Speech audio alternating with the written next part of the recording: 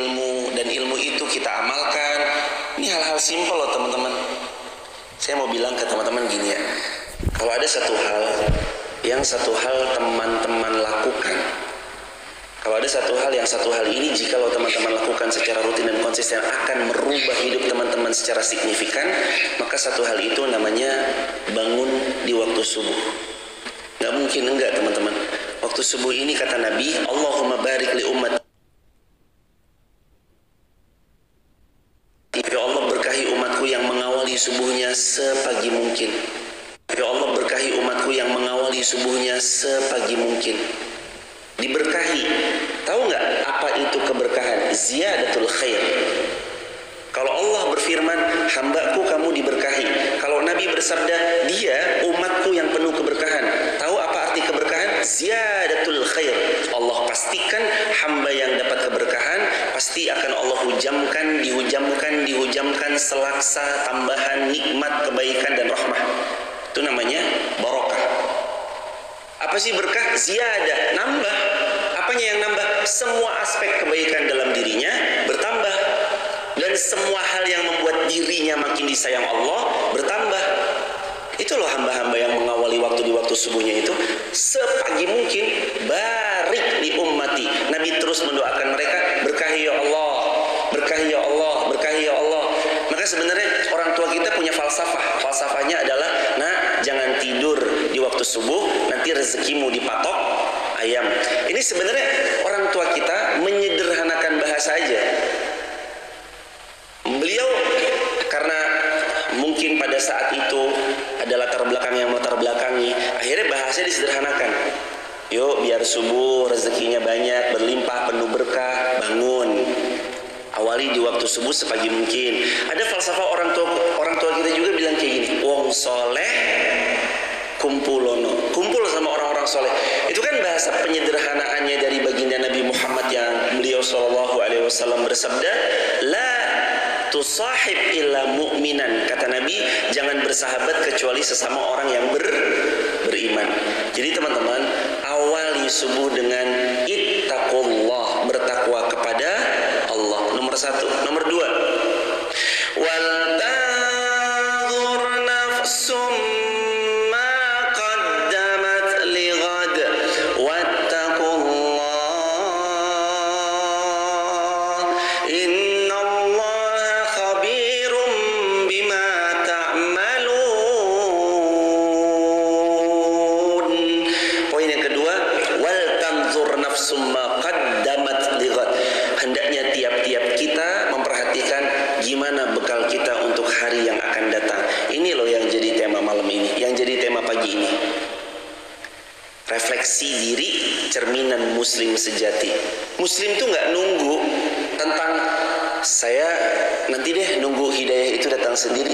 Dia nggak nunggu. Muslim punya sifat. Di antara sifatnya seorang muslim kalau tentang kebaikan, jemput bola, bukan menunggu bola datang, bukan. Mukmin muslim yang disebut dalam ayat ini, wal tanzur nafsum ma qaddamat lighad, harus dia memperhatikan bekal apa yang dia bawa untuk hari yang akan datang. Wal tanzur, ayo lihat, ayo perhatikan, ayo benar-benar riset yang teliti, analisa yang baik, apa kira-kira bekal yang bisa kita maksimalkan untuk hari yang akan datang. Jadi nggak ada yang namanya kebaikan ditunggu dia datang kepada kita, kecuali kita jemput bola. Jemput teman-teman kebaikan itu, nggak bisa ditunggu. Wal tanzur, ayo perhatikan. Wal tanzur, ayo kasih porsi lebih perhatian kita kepada sesuatu yang disebut kebaikan itu. Nafsum ma qaddamat lighad. Lihat apa bekal kita besok saat kita berpulang. Jauh sebelum lighadan. Lighadan itu artinya besok. Kalau secara tahun ya 2024, karena kita sudah melihat dari angle 2023, besoknya adalah 2024. Kita sudah bertarung kemarin 365 hari, sekarang kita mau bertarung di 365 hari berikutnya. Kemenangan besar, awalnya kemenangan kecil yang konsisten dan rutin dia menangkan. Menang untuk gak begadang, menang untuk menjaga konsumsi air putih serajin mungkin, menang untuk menjaga pola kesehatan, menang untuk olahraga tipis-tipis walaupun naik tangga di fakultas, keras. Menang untuk hal-hal yang sepele. Ketika laki-laki berusaha menggombali, benar kamu Mbak Fulana? Iya benar. Ini siapa ya? Ini aku, pengagum rahasiamu. Yang model-model kayak gitu menang untuk gak ditimpali. Kenapa sih kok ngechat-ngechat? Enggak, cuma bilang aja sebelum malam ini akan berakhir, sebelum kamu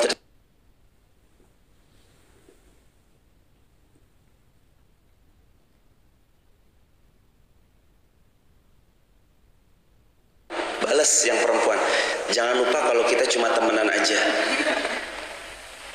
dibalas, habis ditinggiin terus dibanting. Belajar untuk enggak yang mudah dirayu dengan gombalan-gombalan yang enggak layak sebenarnya kita terima. Karena sebenarnya boleh kok menggombal, flirting, merayu anak gadisnya orang. Kapan diperbolehkan? Setelah akad nikah sah terucap. Sebelum akad nikah enggak ada warning besar, only for serious men. Kalau laki-laki bilang, kamu sok jual mahal banget sih, perempuan harus tegas bilang, bukan sok jual mahal, tapi perempuan memang sebegitu mulianya dalam Islam. Gak sembarangan teman-teman. Berawal dari memperhatikan takwanya tadi. Saat ada godaan mau belok ke kanan, mau belok ke kiri, mau belok ke kanan, mau belok ke kiri, dia tetap lurus, itu takwa.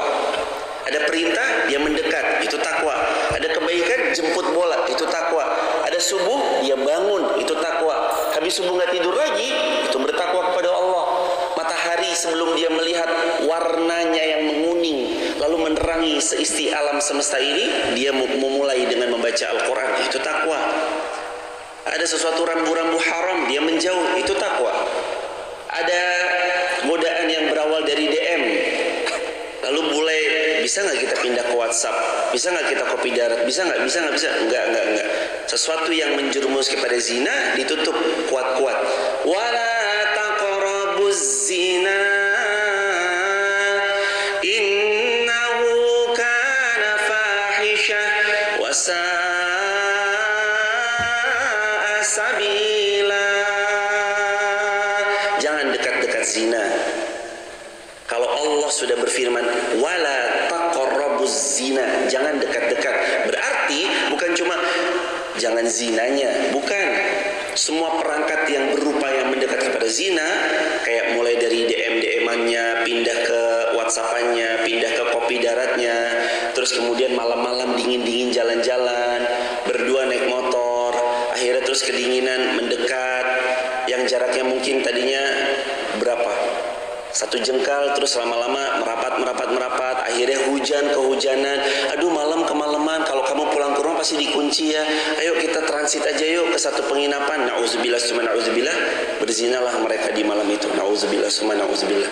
Anak muda harus pandai menjaga dirinya, karena mau tidak mau masa depan nanti ada dalam genggaman mereka-mereka yang pandai menjaga dirinya. Anak muda harus pintar menjaga kehormatan, wibawa dirinya, marwah dirinya.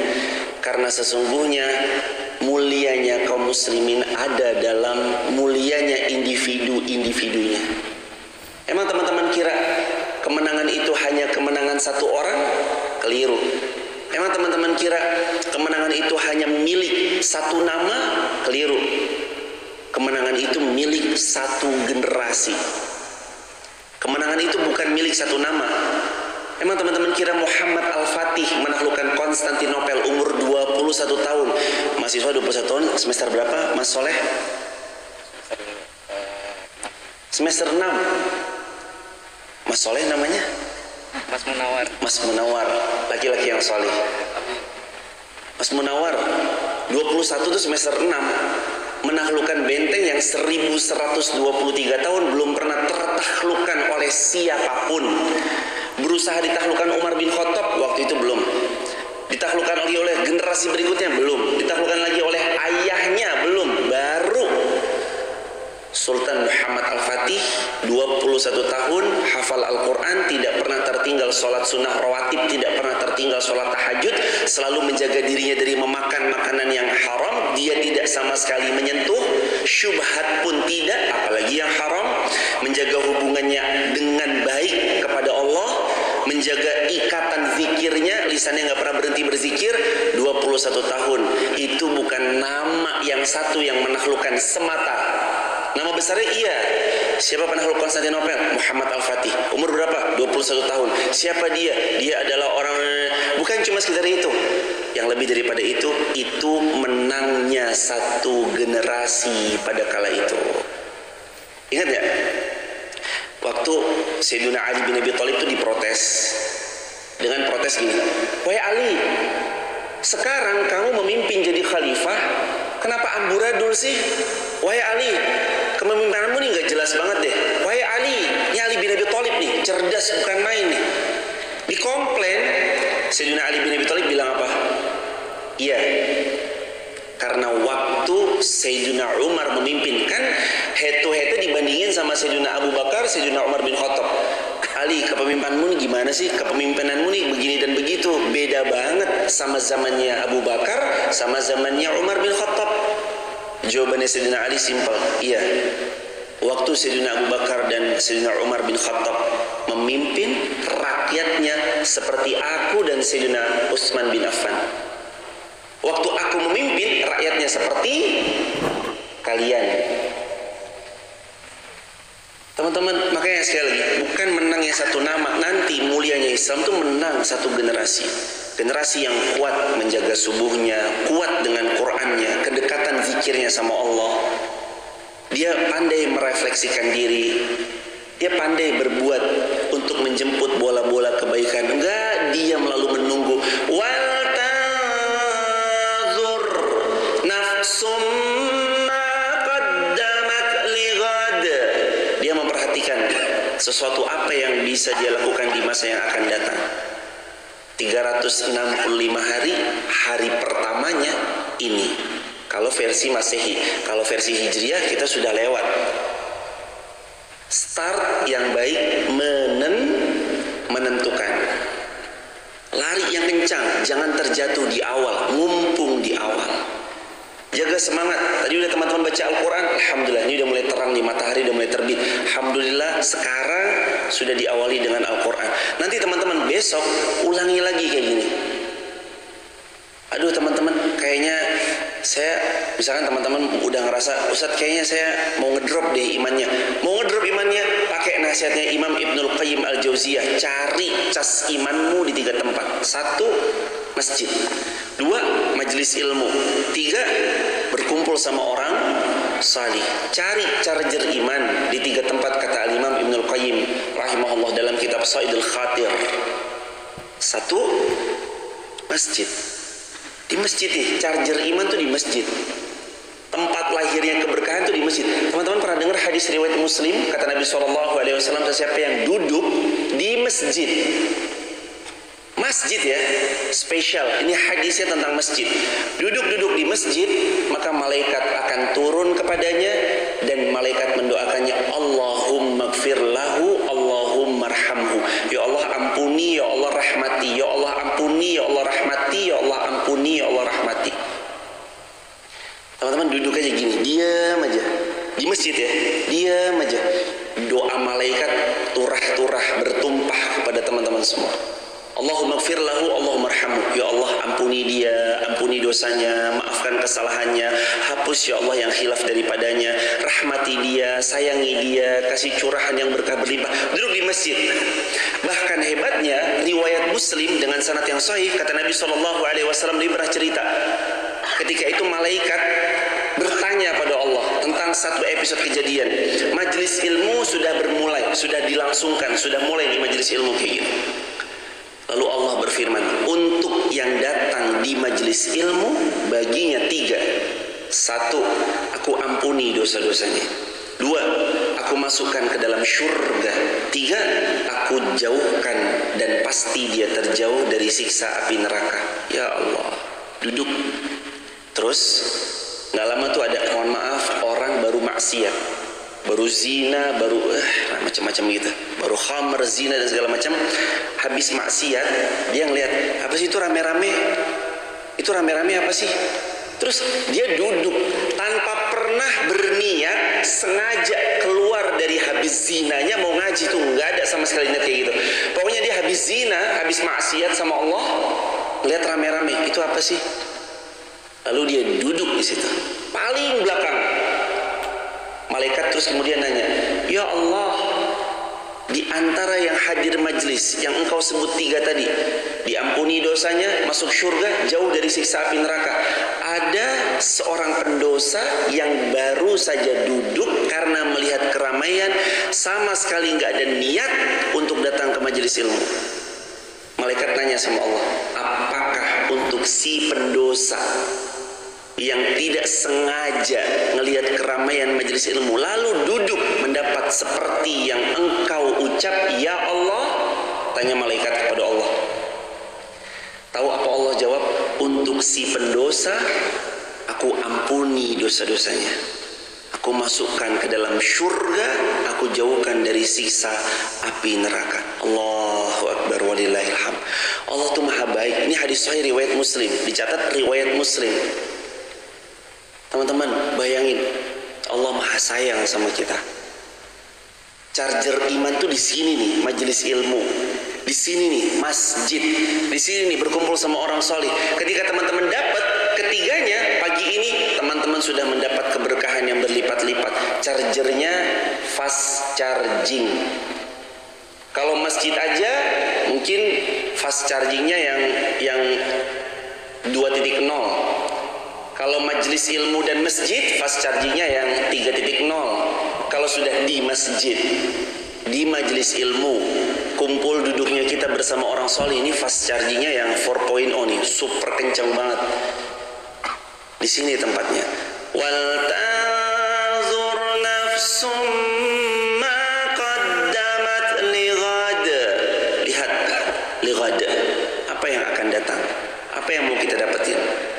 Jangan nunggu kebaikan datang pada kita, mulailah berbuat baik sesegera mungkin yang kita bisa. Jangan nunggu kebaikan datang sama kita. Kebaikan itu dijemput teman-teman. Wallah haqqan, pegang baik-baik.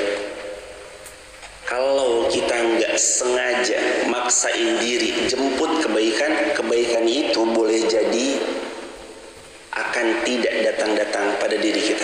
Kalau teman-teman nggak maksain, pagi bangun sholat, mungkin teman-teman bisa sholat. Kalau teman-teman nggak maksain datang ke majelis ilmu, nggak mungkin teman-teman duduk di majelis ilmu.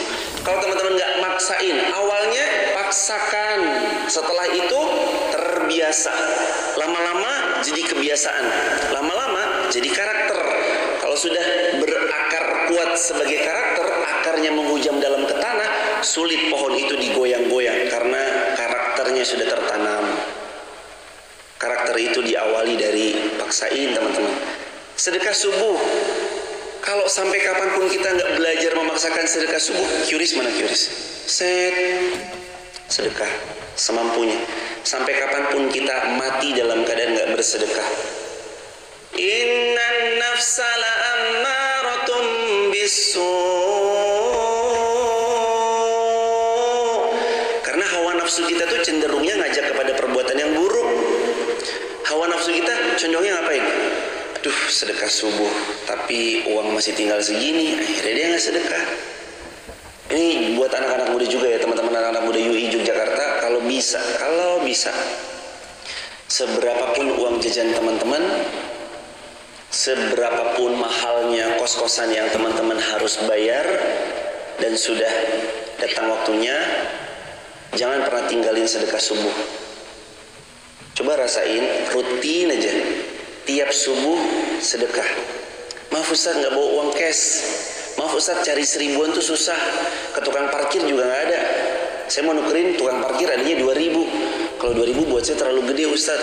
1000 bisa nggak saya sedekah subuh rutin tiap hari? 1000 per hari, 30.000 per bulan. Bisa. QRIS. Top up saldo di salah satu dompet digital. Setiap subuh datang di pintu QRIS. Ngelihat ada QRIS, walaupun 1.000 rupiah teman-teman. Tapi coba deh, dawamkan rutin sedekah subuh, rutin ya tapi ya, rutin sedekah subuh aja gitu. Selama setahun, Coba rasakan apa yang Allah hadirkan dalam hidup kita dengan rutinkan sedekah subuh. Jangan tinggalin. Haqqan, benar, sungguh. Sedekah subuh itu sepowerful itu. Karena Nabi pernah bersabda begini, ma min yaumin, gak ada hari, yusbihul ibadu fihi, di waktu subuh, illa malakani yanzilani, dalam riwayat Tirmizi dan yang lain, illa kecuali malakani yanzilani, dua malaikat turun kepada setiap hamba. Jadi tiap subuh malaikat tuh turun nyapa kita. Tahu nggak doanya apa? Allahumma a'ti munfiqan khalafa ya Allah. Wahai Allah, berikan ganti munfiqan kepada yang berinfak, khalafa ganti yang berlipat ganda, ganti yang banyak, yang penuh keberkahan. Itu malaikat pertama. Malaikat yang kedua tahu doain apa? Allahumma a'ti mumsikan talafa. Ya Allah, kepada yang mumsikan, menahan dari bersedekah di waktu subuh, talafa, miskinkan, bangkrutkan, binasakan ya Allah. Bahaya loh makanya. Tahu ya kenapa kita kadang-kadang nih kok kayaknya begini-begini aja. Boleh jadi kita kena doanya malaikat yang kedua. Didoakan mumsikan talafa. Allahumma ati mumsikan talafa. Ya Allah, berikan kemiskinan, kebangkrutan pada orang yang menahan dari bersedekah di waktu subuh. Nggak minta banyak dan besar, walaupun kalau memang mampu silahkan. Tapi kata Nabi, habbul a'mal indallahi adwamuha wa in qala. Nabi bersabda, amal yang paling Allah cinta itu yang rutin, meskipun banyak. Nggak minta besar, nggak minta yang 50.000 per hari. Lah kalau kita mah banyak, nggak minta besar, nggak minta yang 50.000 per hari. Lah kalau kita mampunya cuma 1.000 per hari, lakukan teman-teman. Kepada siapapun saya sampaikan, termasuk yang nonton online di channelnya UII, kalau bisa, dan juga teman-teman di TikTok, YouTube, Instagram, di channel kami, teman-teman silahkan sedekah subuh, jangan lewatkan. Kalau udah ini mau waktu syuruk nih, saya belum sedekah nih, udah gelisah aja. Save QRIS, save nomor rekeningnya. Sekarang bisa banget kita sedekah 1.000 rupiah dengan digital, dompet digital. Sedekah. Kenapa teman-teman? Salah satu amalan yang orang mati mau dibangkitkan, cuma melakukan amalan satu itu di capture oleh Allah dalam Al-Quran. Di antaranya ayatnya berbunyi, laula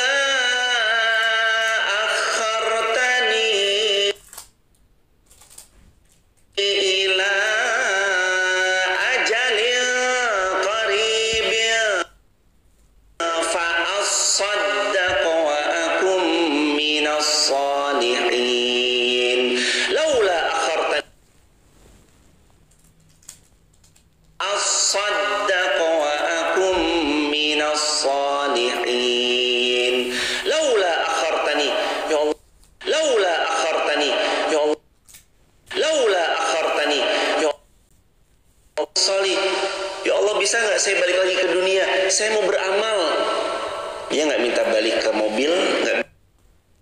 Dalam ayat yang lain, fa asaddaqa wa akum minas salihin.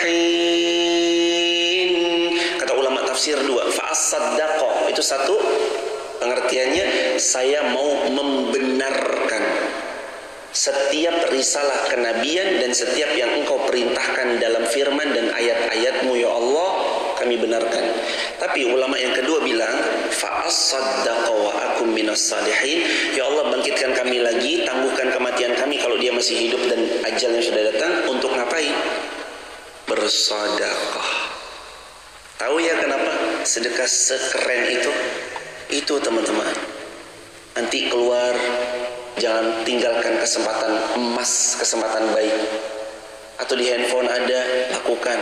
Sungguh teman-teman, kebaikan kalau tidak kita menjemput bola, kebaikan itu akan lewat dan kita sia-siakan. Kalau kita jemput bola, kebaikan itu akan terus seperti bola salju yang berputar, makin besar, makin besar, makin besar. Ada nggak kebaikan yang dibalas setimpal? Mohon maaf, nggak ada. Nggak mungkin kebaikan kita yang kita lakukan dibalas sama Allah setimpal. Nggak pernah ada. Bukan satu ayat sama saya dibalas setimpal kebaikan, nggak ada. Kalau keburukan iya.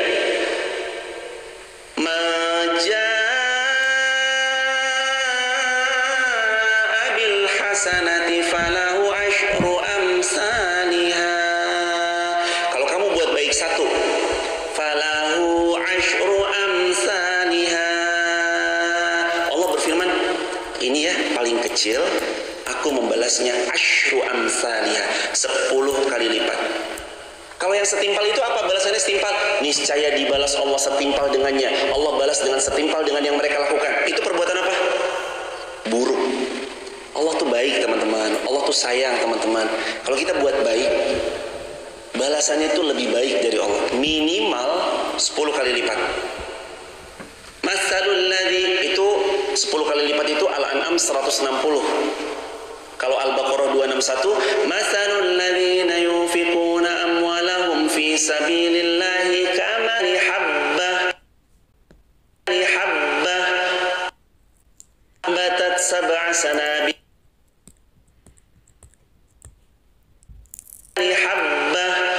ambatat sab'a sanabil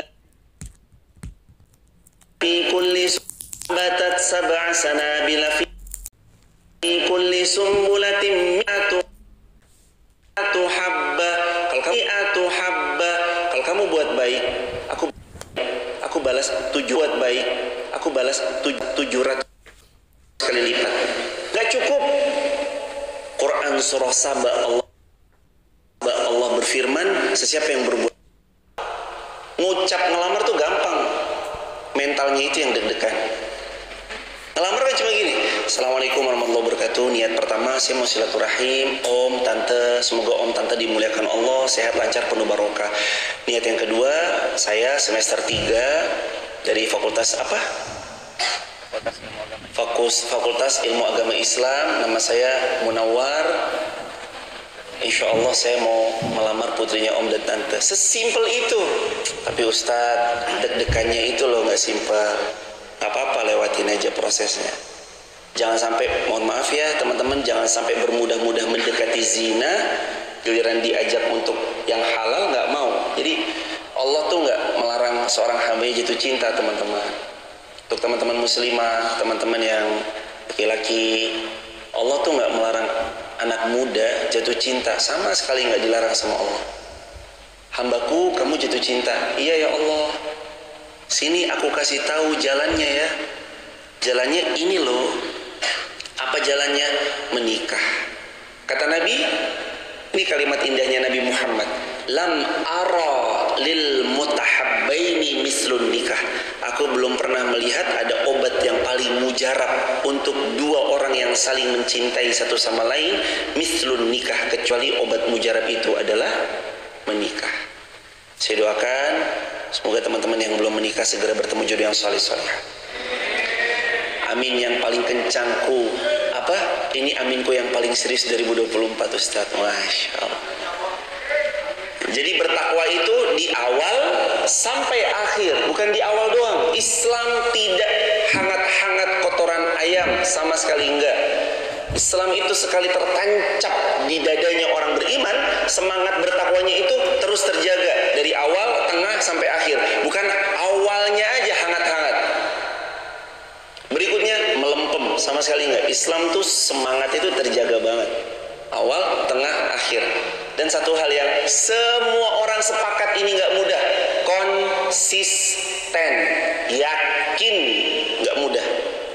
Berapa banyak saya lihat anak muda hebat. Saya bilang sama teman-teman, ini anak muda, saya nungguin vlognya loh. Dia kalau nge-vlog tuh bagus banget. Halo guys, dia bagus banget jadi vlogger. Saya nungguin uploadannya berapa. Oh, terakhir ngupload 3 tahun lalu. YouTube-nya udah bersarang itu. 3 tahun lalu nggak ada uploadan terbaru. Padahal ini anak muda dengan skill yang powerful sekali. Satu gagalnya, nggak konsisten. Berat teman-teman. Konsisten itu berat.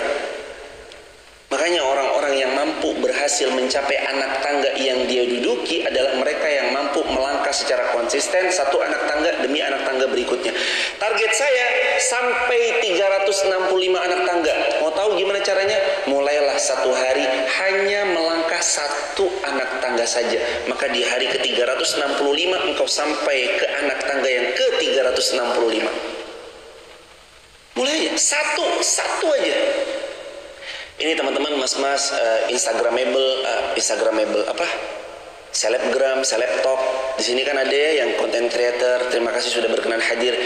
buat sehari sekonten aja, satu hari satu konten, satu hari satu konten, satu hari satu konten, 365 hari 365 video dan konten yang mudah-mudahan manfaat jadi amal jariah buat kita. Mau lebih kuat lagi, sehari 15, sehari 15, sehari 15, besok-besok tipes, sehari 15. Tapi maksud saya kembali lagi kepada rumus kita di awal, kemenangan besar tidak mungkin kita raih kecuali dengan berupaya keras untuk memenangkan kemenangan kecil. Wattaqullah. Jadi bertakwa yang kedua itu makna dari awal sampai akhir perjalananmu itu adalah takwa. Wattaqullaha innallaha khabirum bima ta'malun. Bertakwa kepada Allah.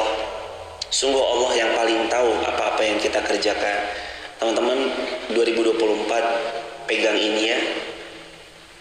Kalaupun tidak ada satu orang pun yang melihat, Allah tetap tahu. Kalaupun kita masuk ke dalam kamar, kita tutup jendela rapat-rapat, kita kunci dan kita pasang peredam suara, dan menurut kita hanya seorang diri kita di dalam kamar itu, Allah tetap tahu. Walaupun kita ngechat orang, dalam chattingan orang itu kita mengatasnamakan orang lain, sungguh Allah tahu. Walaupun kita berbuat tidak satu pun yang memantau, Allah tetap tahu. Innallaha khabirum bima ta'malun. Allah yang paling tahu. Gerak-gerik kita dipantau Allah, tingkah laku kita dilihat Allah, tindak tanduk dan amal kita selalu diawasi oleh Allah. Keren loh seorang hamba yang merasa diawasi itu.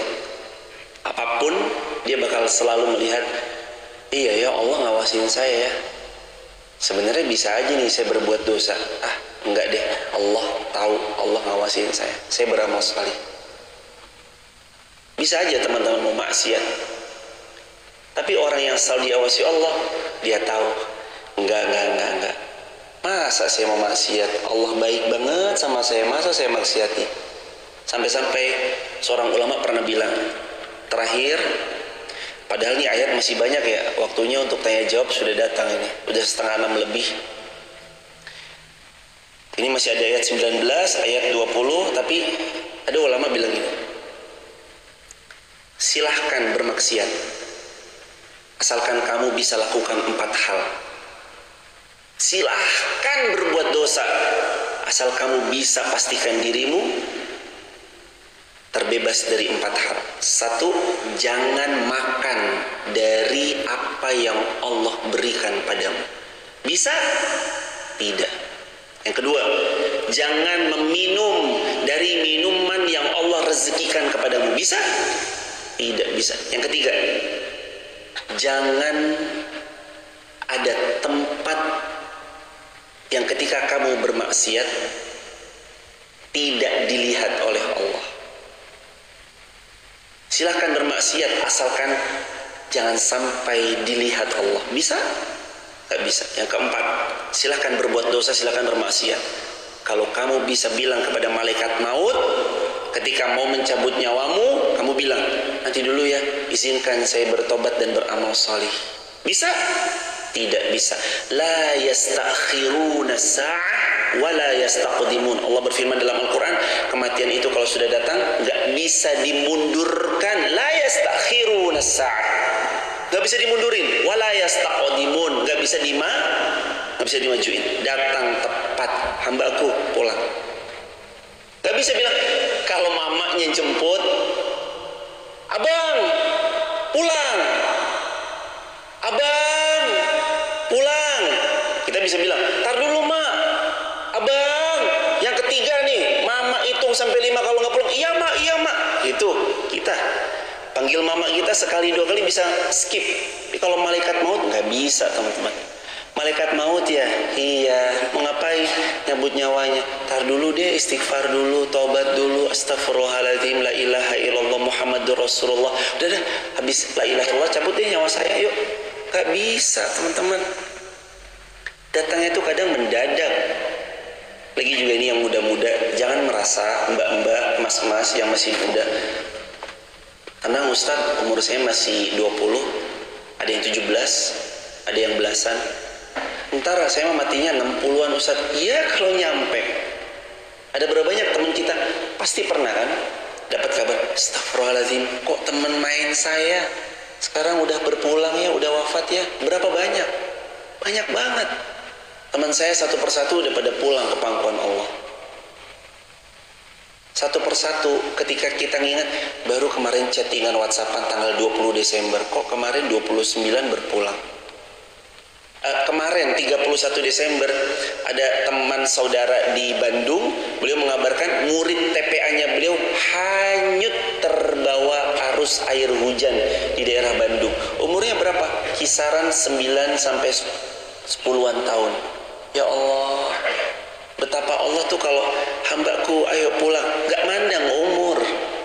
Teman-teman yang muda belum tentu yang menjemput Anda pelaminan duluan. Kita berharap wedding dreams, couple goals, harusnya begini. Wah, wisata masa depan. Belum tentu yang datang kepada teman-teman itu pelaminan. Boleh jadi yang datang kepada teman-teman adalah pemakaman. Kita kan nggak pernah tahu wafatnya kapan. Bersiap aja dari sekarang. Itulah ayatnya berbunyi, wal tazur nafsum ma qaddamat lighad. Yuk persiapkan untuk hari yang akan datang. Terlalu kecil lah kalau resolusi kita itu cuma di 2024. Tidak berarti mengecilkan, bukan. Maksudnya kalau kita hanya berpikir sampai 2023 itu terlalu kecil. Tapi cita-cita orang beriman, mereka sampai surganya Allah. Jadilah pemuda-pemudi bervisi surga. Jasadnya masih di dunia, tapi visi misinya selalu tentang surga. Barakallahu fikum. Waktu dan tempat untuk tanya jawab dipersilakan Mas Munawar. Barakallah. Assalamualaikum warahmatullahi wabarakatuh. Waalaikumsalam warahmatullahi wabarakatuh. Perkenalkan, nama saya Tiger dari Universitas Muhammadiyah Surakarta. Sampai sini Mas. Jalan-jalan. Masya Allah, sehat-sehat Mas Haidar dari UMS. Barokah Mas Haidar. Ada salah satu hal banyak saya temukan juga, khususnya mungkin dunia waktu di lingkup mahasiswa yang mungkin banyak dari ataupun ada orang yang mungkin mereka itu pernah berasal dari pondok gitu. Khususnya mungkin kita menyoroti ada lingkungan ataupun akhwat yang belum pernah ataupun di pondok itu tidak ada yang mungkin kayak berkhulwat gitu, kayak berkumpul dan sebagainya. Dan ketika sudah memasuki dunia kampus, ya di mana di dunia kampus ini kan banyak organisasi, ya bahkan mungkin organisasi berkaitan Islam saja kan masih ada berkumpul ya, antara laki-laki dan perempuan. Dan banyak juga yang ternyata yang tadinya mungkin tidak suka dekat dengan ataupun berkumpul dengan laki-laki atau lawan jenis, itu jadi lebih dekat lagi. Ataupun yang tadinya mungkin itu adalah suatu hal yang asing bagi dia, itu jadi hal yang biasa. Nah mungkin bagaimana pendapat Ustaz ya terkait menyikapi hal seperti itu, karena menurut saya pribadi itu juga harus diperhatikan juga sih terkait masalah berkorban. Khususnya sekarang itu kan banyak orang tua juga yang mungkin kayak tadi yang disampaikan oleh Anda Ustaz, ada mungkin itu ada mengajar pernikahan gitu, tapi orang tuanya menyuruh anaknya untuk selesai kuliah terlebih dahulu, sedangkan di kuliahnya malah ya target bervalornya itu lebih banyak, berkumpul dan lawan jenis lebih banyak gitu.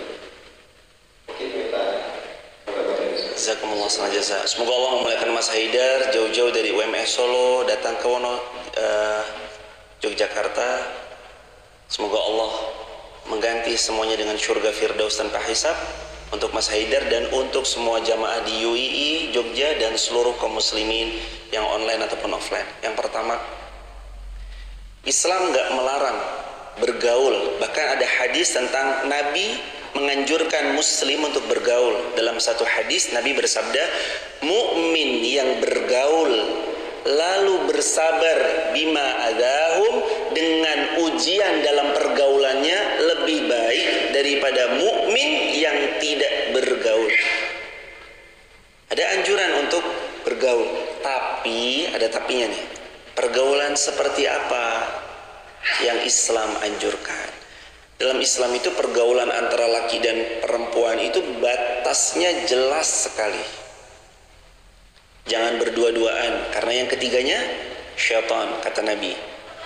Jangan juga terus kemudian saling adanya interaksi, sentuhan dan segala macam yang berpotensi.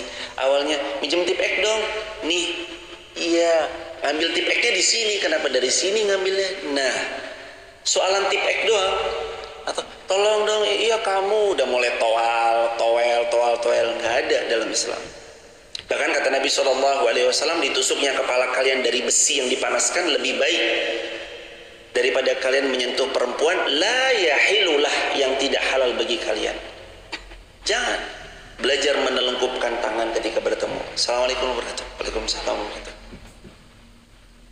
Soalim, enggak soalim. Kita laki-laki yang begini saat ketemu perempuan itu karena menghargai, respect. Nah, perempuan memang mulia dalam Islam. Jadi pergaulan itu jelas sekali.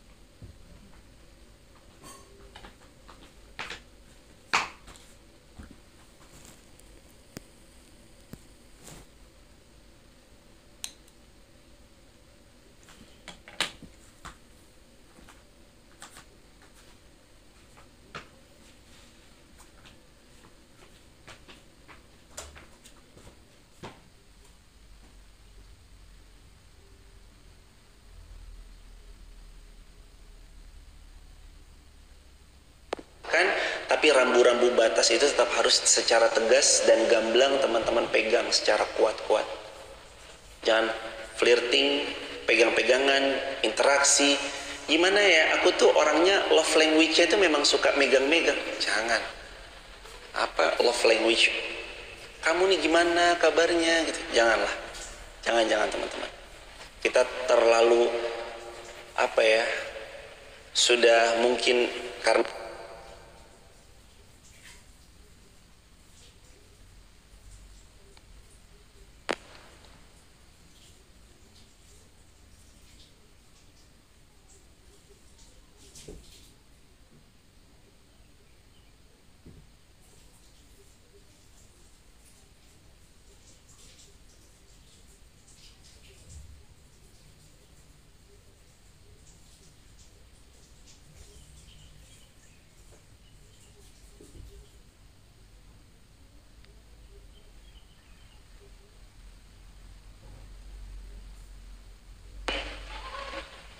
sama aja, hindari ya gitu.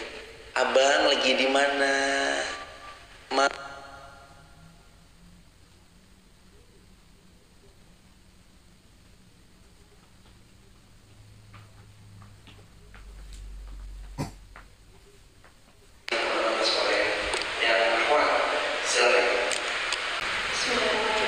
Assalamualaikum warahmatullahi wabarakatuh.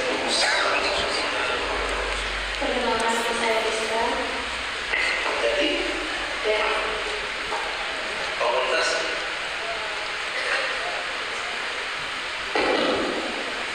Oh iya, baik bisa.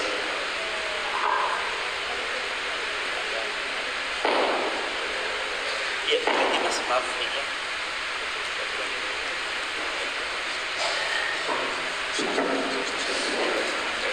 langsung aja tentang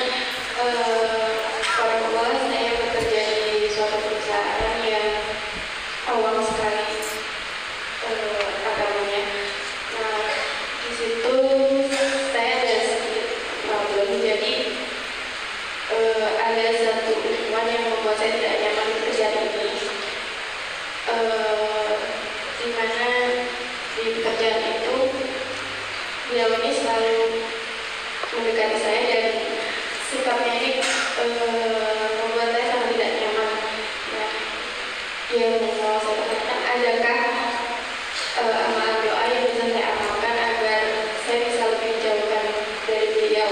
Karena saya merasa setiap kali beliau mendekati saya selalu berusaha beristighfar, tapi di setiap harinya kenapa Allah belum menjauhkan saya dari beliau gitu Ustaz? Terima kasih.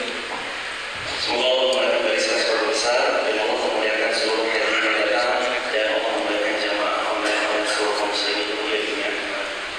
Amalan apa yang membuat ada sesuatu yang tidak nyaman, Allah hindarkan kita daripadanya. Kata Nabi, doanya simpel, coba diikuti. Nabi menganjurkan satu doa ini ketika kita berhadapan sama sesuatu yang paling tidak kita suka. Riwayat Muslim hadisnya, Allahumma finihim 1, 2, 3. Bima syi'ta Allahumma finihim bima syi'ta Allahumma finihim bima syi'ta. Ya Allah, cukupilah aku dengan apa yang Engkau kehendaki. Ini doa yang Nabi SAW anjurkan ketika kita bertemu musuh. Termasuk juga diantaranya bertemu dengan sesuatu yang paling kita tidak suka. Kalau di satu pekerjaan ada yang nggak membuat nyaman, doa seperti tadi, lalu boleh minta kepada atasan pindah divisi supaya nggak ketemu sama orang itu. Salah satu opsinya pindah divisi supaya nggak ketemu sama orang yang dimaksudkan. Atau kalau memang masih bertemu, maka cukuplah kita punya sikap yang tidak menimpali apa yang dia lakukan, karena biasanya orang yang berbuat buruk tuh punya titik capeknya sendiri. Tapi dia nggak capek-capek selalu berbuat buruk. Enggak, pelan-pelan nanti dia punya titik capeknya sendiri.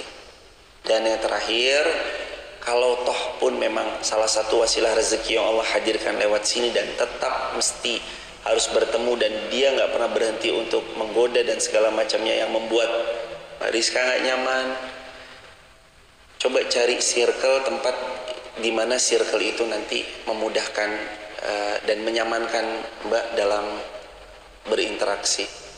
Kita kembali ke hadis Nabi yang tadi ya teman-teman, mukmin yang bergaul lalu sabar dengan sesuatu yang menyakiti dirinya dalam pergaulan itu lebih baik daripada mukmin yang tidak bergaul. Maka insya Allah sabarnya Mbak Rizka dalam pergaulannya di kantor, di tempat kerjanya itu membuahkan pahala terbaik. Dan gak ada pahala sabar kecuali Allah bilang dalam Al-Quran surah Az-Zumar ayat yang ke-10, innama yuwaffas sabiruna ajrahum bighairi hisab. Pahala sabar itu pahalanya tanpa batas. Bersabar, semoga Allah beri yang terbaik. Kalau hari ini bekerja di tempat sekarang, semoga besok menjadi pemilik dengan bidang usaha yang kurang lebih mirip-mirip karena berdasarkan pengalaman. Dan sebelum saya beralih ke pertanyaan satu lagi, teman-teman harus tahu kadang Allah tuh melewatkan kita di posisi itu. Kenapa sih? Kok saya kerja di sini? Tahu nggak kenapa? Boleh jadi Allah lagi menyiapkan kita. Hambaku, 10 tahun lagi dari sekarang kamu akan jadi owner di satu perusahaan yang itu milikmu sendiri. Tapi kamu belajarnya dari sini dulu ya. Belajarnya dari sini dulu. Ada seorang dulu, dia tuh pembimbing umroh. Bimbing umroh. Namanya bimbing umroh, kerja sama orang, enak gak enak, dinikmati. Disuruh-suruh, mas tolong ini ya, mas tolong beli ini ya. Dulu beliau begitu, diperintahin, sempat bilang dalam hati, kenapa ya Allah kok begini banget ya, saya diperintah-perintahin, saya disuruh-suruh, emang sih umroh gratis, tapi kok ya begini-begini banget ya. Kadang orang kaya kalau nyuruh juga nggak pakai hati kadang. Tolong itu kopernya ya. Iya baik pak.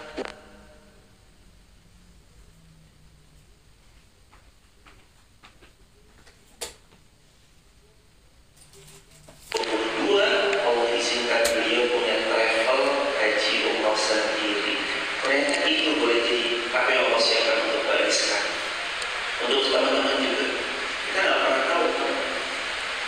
Hari ini kita kerja sama orang di kosmetik, ternyata untuk 5 tahun kemudian teman-teman owner dari sebuah skincare. Nggak pernah. Ada seorang yang kerja jadi SPG di sebuah skincare, sekarang punya produk skincare sendiri di Bogor. Berapa dari yang kayak gitu? Mbak bersabar, semoga Allah beri yang terbaik insya Allah. Kalau memang harus lewat sini dulu, nikmati, jalani, syukuri. Karena bagaimanapun pekerjaan yang Mbak sekarang ada di dalamnya itu impian banyak orang yang masih menganggur. Insya Allah semakin diberkahi Allah, dimudahkan, dijaga oleh Allah dengan kerjaan terbaik untuk Mbak Rizka, sekeluarga dan seluruh muslim. Time out. Satu lagi aja, boleh. Satu pertanyaan terakhir. Silakan.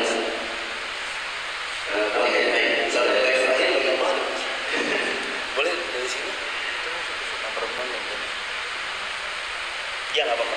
Tadi yang sana boleh, Mbak. Alat. Izin ya Mas. Protokol, mohon maaf kalau ada pertanyaan.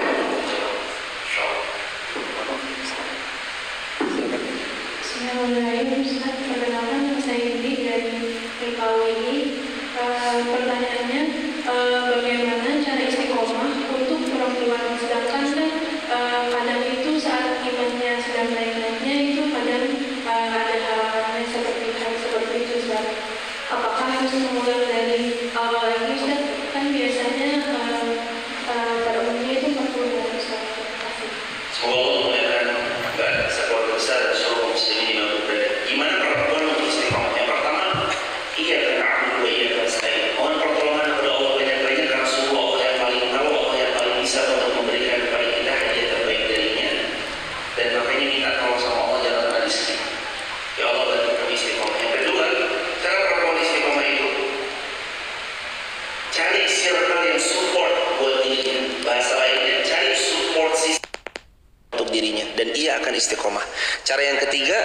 dipaksakan, karena istiqomah itu awalnya dipaksakan, terbiasa jadi kebiasaan, lalu tumbuh jadi karakter.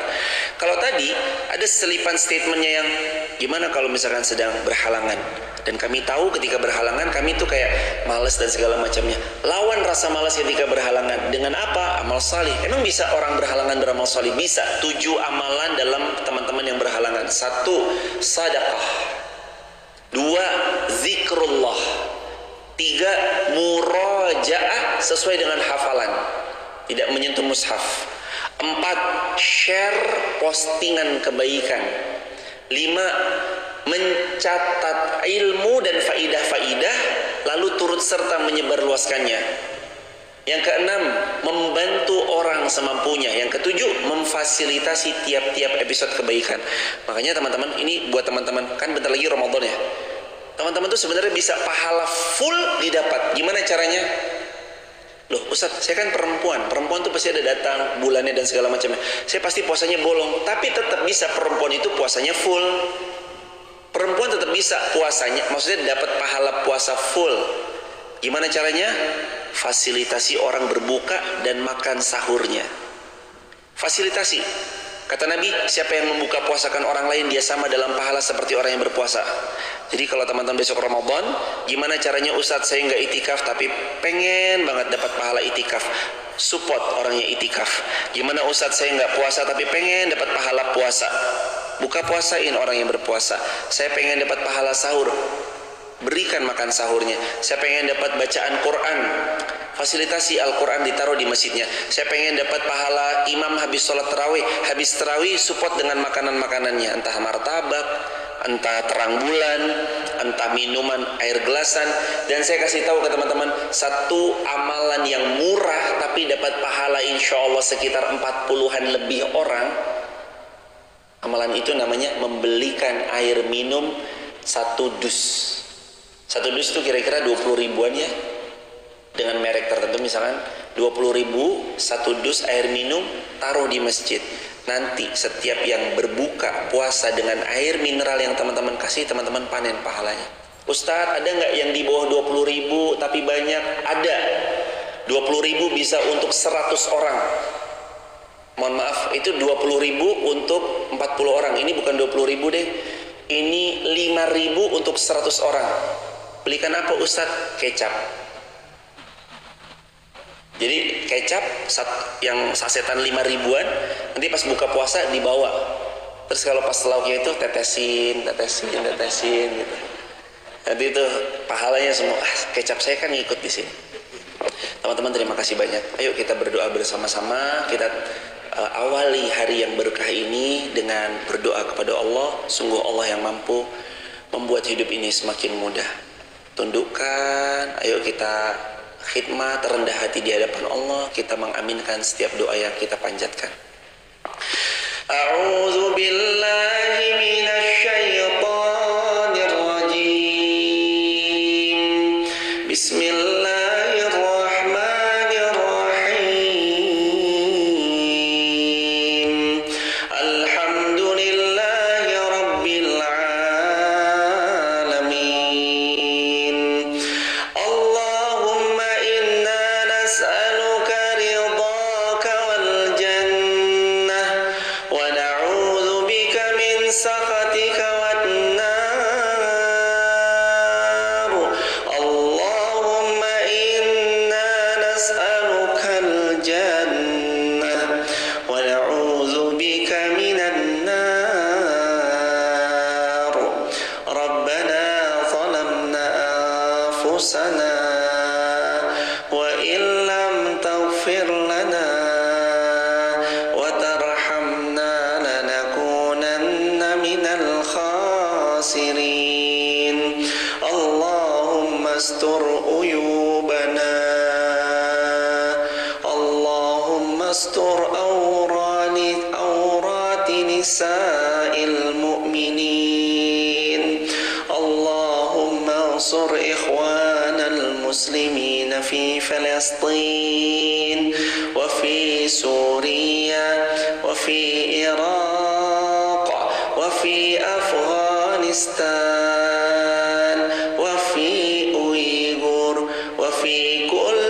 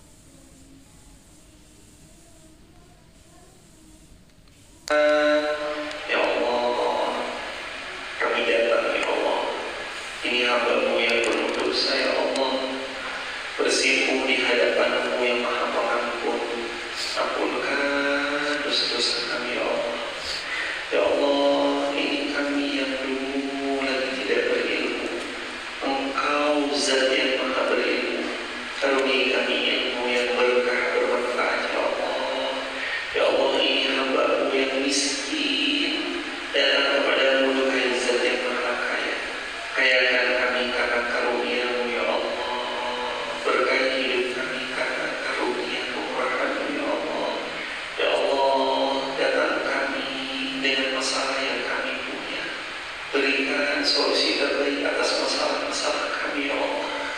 Datang kami dengan sakit yang kami rasa, berikan kesembuhan terbaik darimu ya Allah. Datang kami membawa hajat yang begitu banyaknya, perkenalkan ya Allah. Hari demi hari adalah menuju satu persatu hajat kami terkabul dengan izin ya Allah. Ini kami ya Allah, kami orang tua yang kadang lalai mendidik anak-anak kami. Ini kami ya Allah, seorang anak yang kadang durhaka pada orang tua kami. Maafkan kami ya Allah, lisan yang tak terkendali. Maafkan kami ya Allah atas perangai yang tak terpuji. Maafkan kami ya Allah atas lisan yang kadang menyakiti, tak terberi pada kedua orang tua kami. Izinkan kami terus berkesempatan berbakti pada kedua orang tua kami ya Allah. Izinkan kami terus bisa berbakti pada beliau ya Allah. Ada di antara orang tua kami yang telah wafat, lapangkan kubur beliau ya Allah. Jadikan kubur beliau liat min riyadil jannah ya Allah. Orang tua kami masih ada, izinkan kami bisa terus memuliakan beliau. Izinkan ya Allah kami bisa memberangkatkan haji furoda untuk beliau. Izinkan ya Allah kami bisa memberangkatkan umroh beliau. Izinkan ya Allah tangan ini pun Engkau izinkan menggandeng orang tua kami bertawaf, bersa'i, sampai pun berwukuf di padang Arafah. Kami temani orang tua kami ya Allah. Ya Allah, karuniai kami hati yang lapang, hidup yang tenang, sholat yang khusyuk, rukuk sujud yang tumaninah. Anugerahkan kepada kami ya Allah rezeki yang penuh barokah. Sungguh kami lelah menjauh darimu ya Allah. Sungguh hidup kami berantakan, semakin jauh kami darimu ya Allah. Semakin jauh pula kebaikan itu datang mendekat. Semakin jauh kami darimu ya Allah, semakin jauh juga segala kebaikan-kebaikan. Izinkan ya Allah agar kami tidak lagi menjauh darimu ya Allah. Izinkan ya Allah agar kami tidak lagi menjauh darimu ya Allah. Beri kami ketenangan dalam hidup ya Allah. Beri kami kemudahan dalam urusan kami ya Allah. Beri kami ilmunya ya Allah, agar kami sampai pada titik kebaikan yang kami cita-citakan. Sungguh ya Allah, dunia biarlah di tangan, di hati jangan. Dunia biarlah di tangan yang kami genggam, namun di hati ini hanya ada Engkau ya Allah. Izinkan kami tidak lagi berharap kepada makhluk. Malu kami ya Allah ketika kami menempatkan harapan kepada manusia. Sungguh hina kami ya Allah, lagi terhina ya Allah ketika kami datang kepada manusia. Izinkan hari ini hari terakhir kami ya Allah untuk tidak lagi mengulangi kesalahan, yakni berharap kepada makhluk. Izinkan